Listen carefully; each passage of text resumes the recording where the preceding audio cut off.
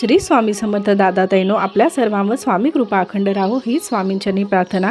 ज्या लोकांना स्वामी शक्तीची प्रचिती आली असेल त्यांनी स्वामी भक्तांनी कमेंट्समध्ये स्वामी अनुभव नक्की लिहा। हा अनुभव मी सांगणार आहे। पुण्याच्या एका नामांकित हॉस्पिटलमध्ये रात्रीचे 2 वाजले होते। आयसीयूच्या बाहेर सुधाताई दगडासारख्या बसल्या होत्या। आत त्यांचा एकुलता एक मुलगा रोहन मृत्यूशी झुंजत येत होता। 2 दिवसापूर्वी रोहनचा बाईकवरून भीषण अपघात झाला। त्याच्या डोक्याला जबरदस्त मार लागला होता। मेंदूमध्ये रक्तस्राव झाला होता।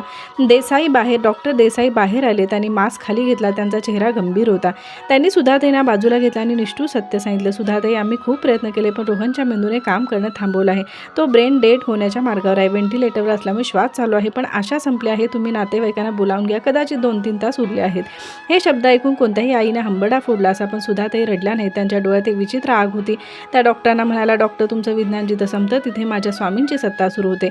जोपर्यंत माझा स्वामी म्हणत नाही तोपर्यंत यमदूत सुद्धा माझ्या लेकाला नेऊ शकत नाही। डॉक्टर हताशपणे मान हलवून निघून गेले। त्यांना वाटलं आईला धक्का बसलाय म्हणून ते असं बोलते। सुधाताईने बॅगेतून स्वामींची एक छोटी तसबीर काढली, थोडी अक्कलकोटची विभूती काढली। त्यांनी आयसीयूच्या काचेच्या खिडकीतून आत पाहिलं। रोहन निपचित पडला होता, फक्त मशीनचे आवाज येत होते। सुधाताईने तिथेच जमिनीवर बसून तारक मंत्र म्हणायला सुरुवात केली, निशंक होईर निर्भय हो मनारे प्रचंड स्वामी बळ पाठीशी।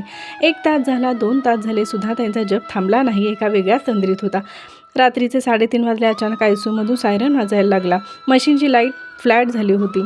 रोहनचं हृदय थांबलं। नर्सेस धावल्या। डॉक्टर देसाई धावत गेले। त्यांनी शॉक द्यायला सुरुवात केली। Charge clear shock. शरीर उडालं पण हृदय सुरू झालंच नाही। डॉक्टरांनी दुसऱ्यांदा शॉक दिला, काहीच हालचाल नाही। देसाईंनी घड्याळाकडे पाहिलं आणि मान हलवली।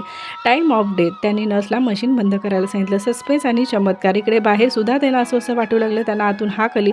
त्या धावत आयसीयूच्या दरवाजावर गेला आणि त्यांनी नियम तोडून आत प्रवेश केला। डॉक्टर ओरडले, मावशी बाहेर चला, तो गेला आहे।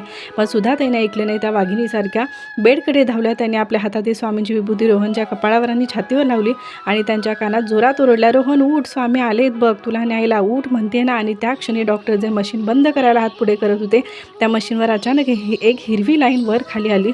डॉक्टर दचकले, हे काय? पुन्हा आवाज आला। ज्या हृदयाचे ठोके पूर्णपणे थांबले होते ते अचानक सामान्य माणसासारखे चालू लागले। रोहनच्या हाताची बोटे हल्ली। त्याने एक जोरात श्वास घेतला। हुश। डॉक्टर देसाईंना घाम फुटला। ते थरथरत्या हाताने मॉनिटर चेक करू लागले।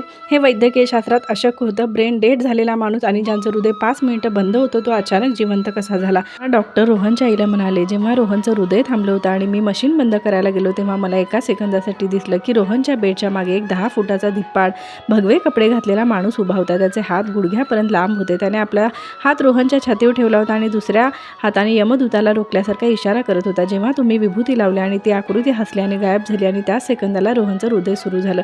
डॉक्टरांच्या डोळ्यात पाणी आलं होतं। ते नास्तिक डॉक्टर सुधाताईंच्या पाया पडले।